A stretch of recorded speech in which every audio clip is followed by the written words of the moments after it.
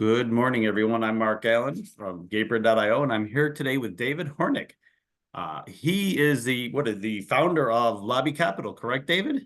I am indeed. Yes, you are. And then today's topic will be the evolving landscape of venture capital. So it's a Is it interesting. evolving? It seems to be. There seem to be a lot All of right. different ways to get capital these days. Would you agree with that?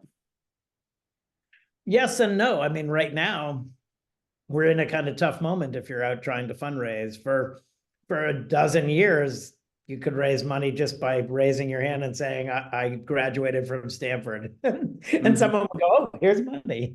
But for sure, there are lots of firms, there are lots of different kinds of firms. So lots of opportunity. Yeah, so we'll start right with our first question. So looking back on your experience, what major changes have you seen in venture capital, and how have they impacted successful companies and investment strategies? So one of them you just told us. Yeah, right.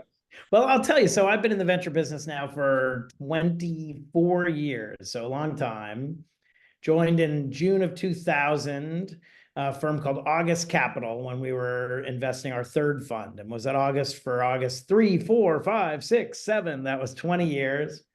And after that, my partner Eric and I decided that we would sort of rebrand the firm, refocus the firm, and named it Lobby Capital after this conference I run called The Lobby. There you go.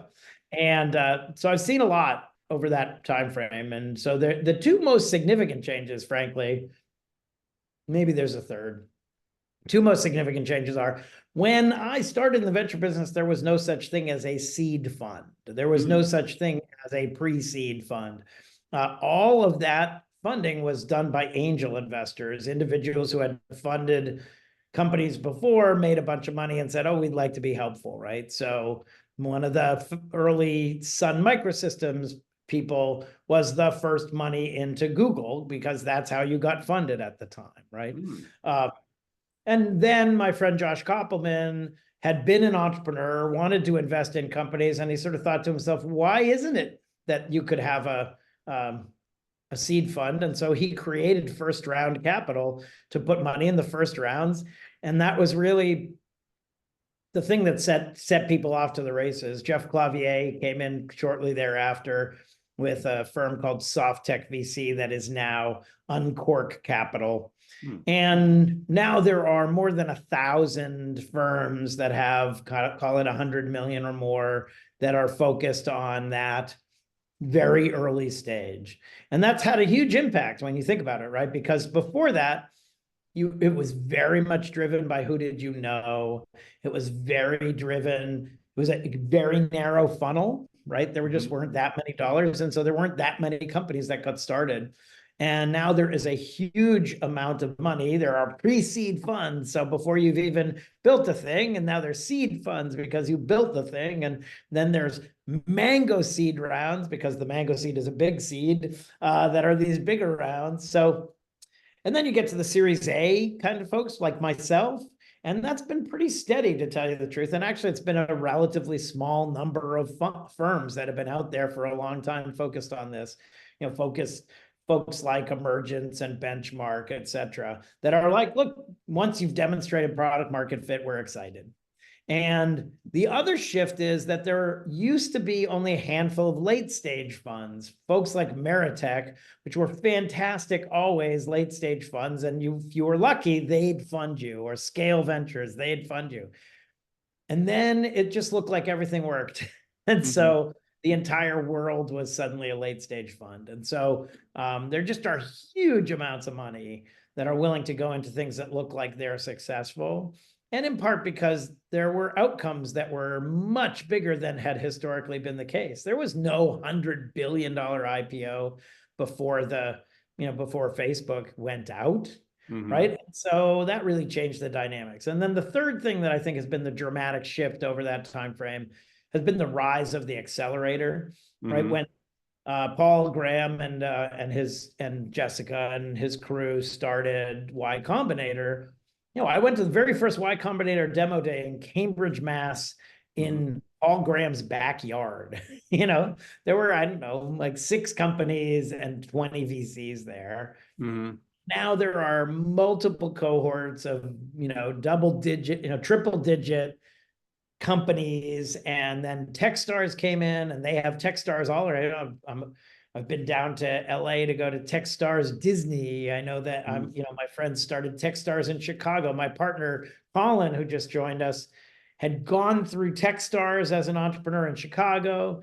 He then went through Y Combinator as an entrepreneur. He's now a VC and teaches with me at Stanford Business School. So I think those three things really characterize the biggest shifts. Oh, wait, there's one more. Then Andreessen Horowitz came around, and they decided that rather than build a venture capital fund, they would build a business, right? It's like if you have a hammer, everything's a nail, right? Yep. So Mark and Ben had been founders and builders, and so they're like, oh, venture business is great. We're going to give you a bunch of services. We're going to give you recruiters. We're going to help you do biz dev. We're going to help you up. And that's been a shift. There have been a bunch of folks who now create services that help their portfolio companies. So I'd say those are the biggest shifts over the last 20 years. There are lots of little things too, but those are the big ones. That's quite a lot. Actually, it was interesting. You said there are thousands of seed, VCs. Are they competing with each other for some of these startups? Oh, for sure. No, there are something north of 1,000. And for sure, right? I mean, there are lots of little companies, and people are competing for them. And then the traditional venture investors, Sequoia started this first, where they had this thing called a Scout program. I think Sequoia started it. Apologies if they didn't. Where they just hired people on campuses. They hired entrepreneurs and said, look, if you hear about someone and you want to seed fund them, you use our money, you keep some of the economics, and then we'll hear about things early, because they really wanted to hear things early. And that's so much about the venture businesses. Do you even see the deals, right? Seeing the deals is in many ways the hardest part. Yes. Then getting it right, et cetera, is hard as well. And so the more competitive it is, the harder that is. Yes. So next up, we're seeing a rise in investment outside your traditional hubs like Palo Alto and New York and all that. How do you see this geographical diversification impacting the future of VC? I mean, look, it's all good, right? At the end of the day, what we learned during COVID, and even before it, just to be clear, I was early investor in GitLab, and GitLab was a fully distributed company before the pandemic. I was good friends with Matt Mullenweg, founder of WordPress. He was from day one building a remote company. It became perfectly clear that you can build companies wherever you want. Your people can be wherever you want. And the byproduct was, starting with COVID, people went wherever they were, you fund them wherever they were. US VCs started funding companies in Europe. European companies started coming to the US, et cetera. And that's all great. And when I'm asked, do you have a geographic focus? My answer is kind of twofold. The first is no.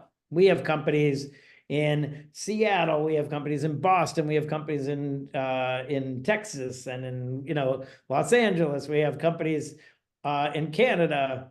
That's the most random list ever. It's like countries, states, and cities. But if you were to ask, but the second piece of it is, if I had to say, well, where is the center of gravity? It's still in Silicon Valley, right? It's still, and if it weren't already clear that that was still the case, then OpenAI kind of blew up the whole AI world. And then everybody said, oh, I guess we have to get back to San Francisco. So unbelievably, San Francisco real estate is getting, occupied again, and people are building companies there. So I think there are lots of great hubs. We have companies in New York City, and I spent a bunch of time there. We have companies in LA, I think is an interesting hub, Chicago, Austin. But if you had to say, there's no rational investor who, if they had to say you can only invest in one location, where would it be? They'd all say, well, the Bay Area. That's where you invest, Well, and that really kind of goes into the next question, like Web3, right? AI, biotech, all really based here in the Bay Area somewhere, right? So how are VCs approaching these new asset classes, and what are some of the challenges and potential opportunities that they present? Because they're, especially AI, it's like it's the Wild West right now. Yeah, but it's the same as everything else. I mean, this idea that AI has changed. We've been through this, right? Mhm. Social. Oh my God, social's changed everything. Suddenly everything's social. Oh my God, mobile. The mobile. Look at this. Now there's the Mhm. iPhone and the Android, and mobile's Mhm. changed everything. Wait a second, big data. Now everything is data aware. Big data has changed everything. Like we go through these waves, and so AI is just the next one of them.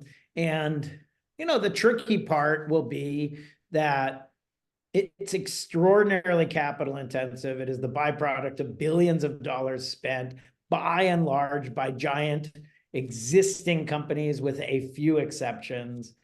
And so how will startups make the most of AI while retaining any kind of moat and retaining any kind of value when it takes so much work and so many dollars to train an LLM and Mhm. evolve an LLM, et cetera.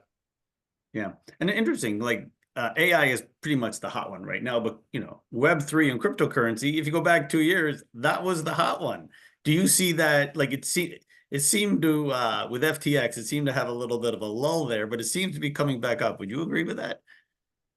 Well, I mean, look at the value of cryptocurrencies has sort of marched back up, and Hmm. I think that's a core underlying piece of it. If suddenly, Bitcoin traded back down to $90, Hmm.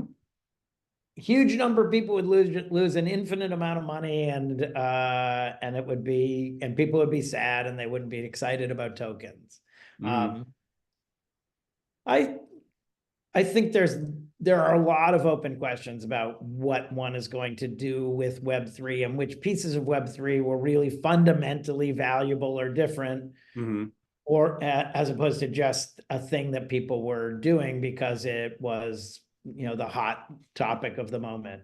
And Yeah. I spent a lot of time talking with entrepreneurs. They're like, oh, we're building this thing on blockchain, and I'd say, wouldn't a database be better? Like, I get that, but and they, oh no, no, because blockchain is X, Y, and Z. And you'd say, yeah, but none of those things matter to the business you're building. Correct. But some of those of those businesses that people were building, absolutely right. We're building identity, or we're Hmm. building smart contracts, et cetera. Great, I get that. That requires this distributed and self-verifying infrastructure. But the vast majority of things that people were doing on Web3 was like, that'd be done a lot better if you just plugged it into AWS. Thank you. I agree. Actually, I'm a database administrator by trade, and Oh, well, there you I go. have worked with some Web3 products, and I'm like, you could just as easily put this in SQL Server or Mongo. That is exactly my point. Yeah. So no, I agree with you on that. But it was the buzzword for a while. So that it Well, it was was people everything. got funded. And everything that was being pitched to me was, oh, but here's the tokenomics, here's the whatever. And so I did virtually none of those. We did a deal or two whereby that infrastructure was differentiated, but by and large, we were sort of like, AI is different. I will say, before the hoopla around OpenAI and ChatGPT, we had funded a half dozen companies that were fundamentally AI driven companies. It's just Docket is a fintech company, but it uses AI to reconcile your books at any given moment, as opposed to we have a close at the end of the month. Great, but it was Hmm. it was AI. But so I do think AI is transformative, and I do think that it's going to reinvent everything we've done in the software world. Hmm. Great, that's exciting, but but saying your AI is insufficient. You have to actually Correct. say, we're using AI to do this thing that's differentiated and defensible. Yeah, and it's interesting because I'm in tech and I have a lot of friends that aren't, and they'll always ask me, what do you think about where is AI going? And I always say, well, everyone thinks of it as ChatGPT or Gemini, and I always say, where I think it's going is the specialized AI, the healthcare AI, the fintech AI. Would you agree with that? Well, if you look at it, right, there are just some things that AI is extraordinarily well suited for. We Hmm. saw very early on companies that were trying to apply AI to to looking at X-rays and scans and those sorts of things to find cancers, etc. The reality is computers in the vast majority of cases will be better at that than humans. Like it's a pattern. All the humans are doing is looking at the thing and looking for a pattern and whatever else. And the computer will do a much better job of taking an infinite number of X-rays that have been scanned and have identified cancerous growths and saying like, yeah, that's probably one. Then have a human look, right? You can get a high degree of certainty. Oh, this one has a 90 degree of certainty that there are no cancerous growths. Great. Don't bother looking at it. And this one, there's a 90% chance that it is cancerous. Great. Look at it. And then how do you deal with the ones in between, right? And that's true of a bunch of different things, right? There was a lot of attention that came to this dumb lawyer that used ChatGPT to create their brief, and ChatGPT invented cases, which is not surprising because it turns out that's how it works. It's not using information and then applying information. It's using a huge amount of information and then creating estimations, these sets of assumptions based on that. But it would be very easy to say, okay, great, here's the universe of all cases that exist.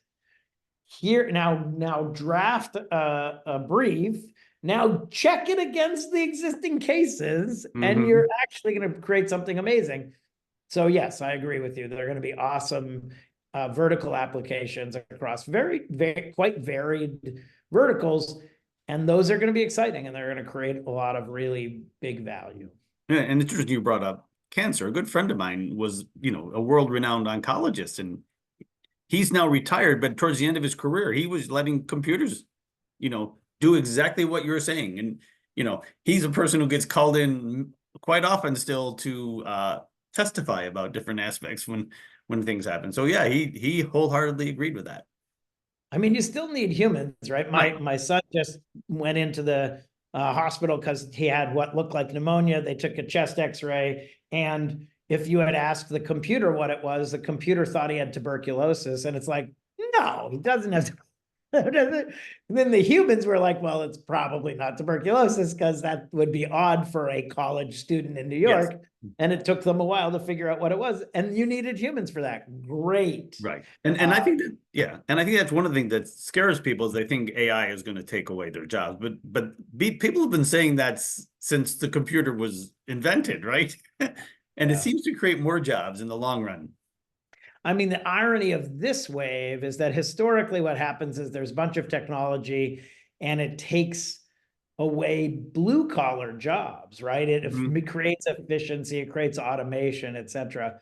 This is a wave that takes away white collar jobs. Yes. And that's a first, right? I mean, you're not going to use AI or any of this to replace a nurse or a caregiver or, but you could replace a big chunk of accounting. You could replace a big chunk of legal, right? That's an interesting moment where this is the first technology has dramatically impacted that class of workers. Yeah, and even there's I forget the name of the company. They have a AI bot that creates code. Oh, for sure. There's no kid out there right now studying that doesn't use AI to generate code. Yeah. So, and being a developer, a lot of it's, I'm not gonna say a lot of it, but there certainly is a certain amount of copy and paste. So. For sure. Like, what, I'm going to reinvent how to make a square? Yeah. That's no need. I would agree. So we'll take a look at it from the other standpoint now, since you're on the funding side of it. About the founders, I mean, with so much competition for capital and so much people, on both sides of the aisle, how are founders adapting their fundraising strategies now? I mean, I don't think there's a lot to adapt. I think the reality is there are a ton of potential funding sources, which is different to say there are a ton of funding sources, right? And it's different to say that there are a ton of places that are going to fund you. And so what I always tell entrepreneurs is that their challenge is twofold. One is to figure out who are legitimately the best candidates to fund the thing they're doing, right? You could fund all sorts of things, but I am a very good person for you to come to if you're doing something that's a Series A fintech business that's software driven. If you're Mhm. building something in DevOps or whatever, Mhm. because those are I've funded amazing companies like Splunk and GitLab and Mhm. Bill.com. Great. Those are the things I'm excited about. If you're doing a medical device, I'm a terrible person to come to. I don't fund them. So the question as an entrepreneur is you have to do the work to figure out who are the best candidates for the thing I'm doing, right? And that I think that actually AI will help with this because right now that's quite labor intensive. It's look up Right. the top 100 VCs and then you see what they're doing and then you look at what they've invested in, et cetera, et cetera. And there should be a tool that just says, hey, I have a company that is a software driven business that's reinventing the database. Who are the best VCs for me? And it should have no problem figuring that out. So that's good news. Mhm. The next task you have in front of you is, do I know anyone who knows these people? Because it would be dramatically better for me if someone who David trusts and respects introduces me to him. So who do I know? And Mhm. again, another thing AI should have no problem doing. Right now you have LinkedIn, and LinkedIn is valuable to a point, right? We can Mhm. figure out who knows me. What's a 1-degree connection, a 2-degree connection. What LinkedIn has never done a good job of, and I've always, Reed's a friend, and I've forever been saying, like, how you need to figure out strength of connection. It's not just Mhm. connection, it's strength of connection. And so how do we intuit that? I do think AI will do a good job of that. We'll be able to be pointed at LinkedIn and say, not only do we know that David is, connected to Mark, but they have this kind of relationship because I know, right? If you say, gee, David is a 1-degree separation from Renee Lacerte, gosh, I'm a 1 degree connection to thousands of people. But if you do any work, then you'll know that I was Renee's first investor in 2 of his companies. We've been working together for 24 years. I've sat on his board contiguously for 24 years. Like, I couldn't have a closer connection to Renee. And then there's someone else who we're connected because we spent some time hanging out at a conference. So, Right. all right. So you have to figure out who can connect you. And Right. if you can't get connected, then you have to do the work to say, who are the best people and how can I explain to them that they are the best people for this company by virtue of what I'm building and who they are. And the capacity to make a differentiated argument about that is core. Mhm. I was just hanging out with a friend, really spectacularly thoughtful, smart person, and his child was applying to law school and no, sorry, to undergrad, and they visited dozens of schools, and then they visited professors and they took notes because the kid was going to then go and be able to write very specific essays about why they were a good fit for that school. Amazing, like a huge amount of work, but that kid was going to get in wherever they applied. And of course, they got in early to Stanford and didn't need to go to any of these other places. But it's exactly the same thing, which is, how do you get to David? Well, you should know that these are the things I invest in, and this is how I like to work with people, whatever. And if you say that in your email to me, I'm going to say, oh, wow, that's great. Let's get Mhm. together. Yeah, interesting. And you brought up LinkedIn. You think LinkedIn, the strength, I've always wondered that thing myself, the strength of connection, because LinkedIn should be able to do some of that. Would you agree? They have some of it for sure because they've built a social network, right? Right. So they know whose posts I comment on, Right. right? So And little stuff like if that. John Lilly posts something to, John Ramos was at Greylock, was the lead investor in Figma and happens to be a good friend of mine. If he posts something, I comment on it. And so if you get enough of those comments, then you're like, oh, Hornik knows John Lilly in a way that he Mhm. doesn't, that he's not friendly with other people, right? Yeah. So I agree with you. They should be able to intuit some of that. And they have a lot of developers. They could have put someone on They that. got a lot of data. I mean, DJ Patil was their chief data scientist, and Mm. And I remember early on, DJ came to my office and he gave me this poster, like this giant size poster, and it was my network. It was the coolest thing. It's Oh, like, wow. here you are, and here are all the people and their nodes, because it turns out that these people are related and these people are related. And it was super cool because you could see, oh, these are the people you know from this company. These are people who are Stanford people. These are people who are your law school people. These are the, it, Mhm. because it turns out that's how networks work. They're hub and Mhm. spoke kinds of Yeah. relationships. So for sure, DJ could then take the next step, which is, how do I garner information about the strengths of those connections across? Like, this is a company David is deeply attached to and close to. So if you were at Bill.com during this 10 years, David has a real relationship with Yeah, you, right? most likely. If you're Yes. over here, it's like, I kind of know you, right? Yeah, we met at a networking event. Yeah.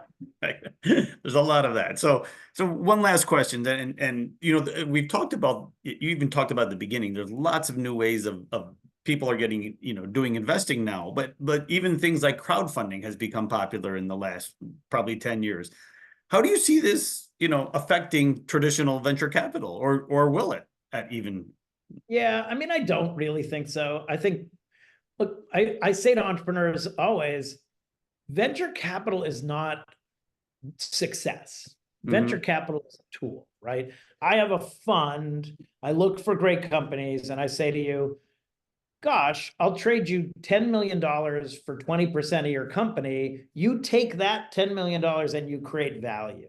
And if Mhm. you're an entrepreneur and you say, if I take this $10 million, I can increase the value of my company by more than 20% that I just sold to David, then Mhm. it's probably a good idea. And if you can't, don't do that, right? Right. And so there are lots of alternatives. There's bootstrapping. It turns out you could actually build a thing and actually charge for it. Yep. There's raising smaller amounts of money. People raise money in safes where they're essentially borrowing money. They're not selling equity. And that's fine too, right? There are Mhm. lots of ways to get your company funded. Crowdfunding. I mean, my challenge with crowdfunding is just, I think that startups are so risky that having individuals and investing in startups, um, it's just asking people to lose their money. Mhm. and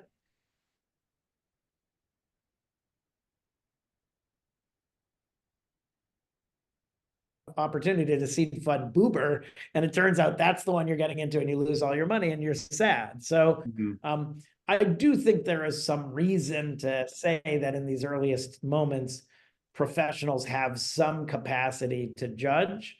Mhm. But that's not for me to judge. If you're an Right. individual and you No, want to do it, you find someone, more power to you, right? I agree with you, especially like when you've funded successful companies, so you know what it takes, right? That's a huge advantage. Well, and it's so hard, right? I've funded 45 companies, and 5 of those 45 have gone from me funding them at a $20 million valuation to being worth more than $1 billion. And Hmm. that's amazing, but that means that 40 didn't. Hmm. And some of those companies were great companies, but the real big exciting wins were those 5 of 45, right? No, Amazing. that's actually a pretty good ratio, isn't it? If I do my math Yeah, right. by venture standards, it makes you a pretty good VC. But It certainly does. Well, David, it was great talking today. I could talk to you about this stuff for hours. So thank you for your time today, and hopefully I'll see you at a networking event soon. yeah, I love it. Great talking to you.